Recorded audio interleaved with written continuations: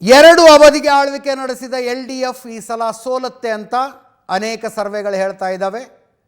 ವಿಪಕ್ಷವಾಗಿದ್ದ UDF ಅಧಿಕಾರಕ್ಕೆ ಬರುತ್ತಂತೆ, ಕಾಂಗ್ರೆಸ್ಸನ್ನು ಒಳಗೊಂಡಿರುವ ಮೈತ್ರಿ ಅಧಿಕಾರಕ್ಕೆ ಬರುತ್ತಂತೆ. 71 ಬಂದವರು ಅಲ್ಲಿ ಮೆಜಾರಿಟಿ, 71 ಮೆಜಾರಿಟಿಯಲ್ಲಿ 140 ಅಷ್ಟೇ ವಿಧಾನಸಭಾ ಕ್ಷೇತ್ರ. ಆಕ್ಸಿಸ್ ಮೈ ಇಂಡಿಯಾ ಪ್ರಕಾರ 78ರಿಂದ 90, UDFನ ಸಂಖ್ಯೆಗಳನ್ನು ನೋಡ್ತಾ ಇದ್ದಿರಲಿ 75ರಿಂದ 85, ಪೀಪಲ್ ಪಲ್ಸ್ ಪ್ರಕಾರ UDF ಅಧಿಕಾರಕ್ಕೆ ಬರುತ್ತೆ. BJP ಬೇರೆ ಬೇರೆ ಸಂಖ್ಯೆಗಳನ್ನು ಕೊಟ್ಟಿದ್ದಾರೆ. ಅದ್ಯಾವುದು ವೋಟ್ ವೆಬ್ 0 ಅಂತ ಹೇಳ್ತಾರೆ BJPಗೆ. ಆಕ್ಸಿಸ್ ಮೈ ಇಂಡಿಯಾ 0ಯಿಂದ 3 ಅಂತ ಇದೆ, ಪೀಪಲ್ ಪಲ್ಸ್ 0ಯಿಂದ 3 ಅಂತ ಇದ್ದಾರೆ. ಪೀಪಲ್ ಇನ್ಸೈಟ್ ಅನ್ನೋರು 10ರಿಂದ 14 ಅಂತ ಹೇಳ್ತಾ ಇದ್ದಾರೆ BJPಗೆ. ಆ್ಯಾವ್ರೇಜ್ ತೆಗೆದ್ರೆ 4 ಬರುತ್ತೆ, ಆ್ಯಾವ್ರೇಜ್ 4.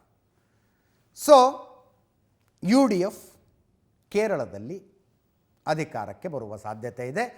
4ನೆಯ ರಾಜ್ಯ ಕಾಂಗ್ರೆಸ್ನ ಆಳ್ವಿಕೆಗೆ ಬಂದಂಗೆ ಆಗುತ್ತೆ. ಕರ್ನಾಟಕ, ತೆಲಂಗಾಣ, ಹಿಮಾಚಲ ಪ್ರದೇಶ, ಕೇರಳ ಒಂದು ಆ್ಯಡ್ ಆಗುತ್ತೆ. ಅದಕ್ಕೆ ಪಂಚರಾಜ್ಯ ಚುನಾವಣೆಗಳಲ್ಲಿ ಕಾಂಗ್ರೆಸ್ಸಿಗೆ ಹ್ಯಾಪಿ ನ್ಯೂಸ್ ಅದೇ, ಇನ್ನೊಂದು ರಾಜ್ಯ ಅಧಿಕಾರಕ್ಕೆ ಬಂತು ಅಂತ. ಟುಡೇಸ್ ಚಾಣಕ್ಯದವರು ಕೊಟ್ಟಿದ್ದಾರೆ ಸಂಖ್ಯೆಗಳನ್ನು. ಮ್ಯಾಜಿಕ್ ನಂಬರ್ಗಿಂತ 2 ಸ್ಥಾನ ಕಡಿಮೆ ಕೊಟ್ಟಿದ್ದಾರೆ ಅವರು ಕಾಂಗ್ರೆಸ್ಸಿಗೆ. ಕಾಂಗ್ರೆಸ್ ನೇತೃತ್ವದ ಮೈತ್ರಿಗೆ ಕಾಂಗ್ರೆಸ್ 69 ಅಂತೆ, LDF 64, NDA BJPಯನ್ನೊಳಗೊಂಡ ಮೈತ್ರಿ 7ರ ತನಕ ಗೆಲ್ಲಬಹುದು ಅಂತ ಟುಡೇಸ್ ಚಾಣಕ್ಯ ಭವಿಷ್ಯ ಇದು. ಅಲ್ಲೇನಾಗಿದೆ, ಕೇರಳದ ಮತದಾರ ಯಾವಾಗಲೂ ಬದಲಾವಣೆಗಾಗಿ ಹಾತೊರೆಯುವ ಮತದಾರ. ಒಮ್ಮೆ ಗೆಲ್ಲಿಸಿದ ಪಕ್ಷ ಅಥವಾ ಮೈತ್ರಿಕೂಟವನ್ನು ಇನ್ನೊಂದು ಸಲ ಗೆಲ್ಲಿಸಿದ ಇತಿಹಾಸನೇ ಇರಲಿಲ್ಲ ಅಲ್ಲಿ. 2021ರ ಎಲೆಕ್ಷನ್ನಲ್ಲಿ ಅದು ಕಾಂಗ್ರೆಸ್ನ ಏನು ಹೇಳ್ತೀವಿ ನಾವು, ಅವರ ಮೈಮರೆವು. ಆ ಕಾರಣಕ್ಕಾಗಿ LDF 2ನೇ ಸಲ ಬಂದುಬಿಡ್ತಲ್ಲಿ.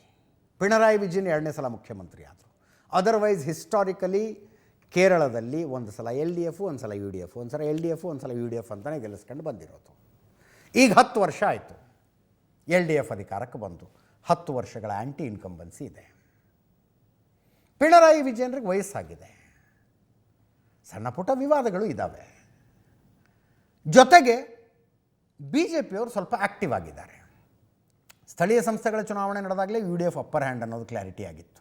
BJPಯವರು 3 ಮುನ್ಸಿಪಾಲ್ಟಿಗಳನ್ನು ಗೆದ್ಕೊಂಡ್ರಲ್ಲಿ, ಇನ್ಕ್ಲೂಡಿಂಗ್ ತ್ರಿವೇಂದ್ರಂ 3 ಗೆದ್ಕೊಂಡ್ರು.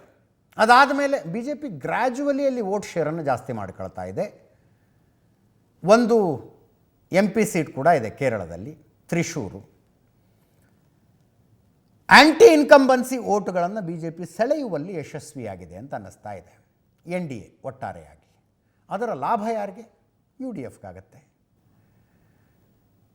ಸರ್ಕಾರ ಆ್ಯಂಟಿ ಇನ್ಕಂಬನ್ಸಿ ಆಡಳಿತ ವಿರೋಧಿ ಮತಗಳನ್ನು BJP ತನ್ನತ್ತ ಸೆಳೆದುಕೊಂಡಾಗ UDFಗೆ ಲಾಭ ಆಗ್ತಾ ಇದೆ. KC ವೇಣುಗೋಪಾಲ್ ಮುಖ್ಯಮಂತ್ರಿ ಆಗ್ತಾರಾ ಅನ್ನೋದು ಕುತೂಹಲ. ಮುಖ್ಯಮಂತ್ರಿ ಯಾರಾಗ್ತಾರೆ ಜೋರು ಚರ್ಚೆ ಆಗ್ತಾ ಇದೆ ಅಲ್ಲಿ. ಇದು ಎಕ್ಸಿಟ್ ಪೋಲಿಗೆ ಸಂಬಂಧಿಸಿದ್ದಾಯಿತು. ಮುಂದಿನ ಸುದ್ದಿಗೆ ಹೋಗೋಣ.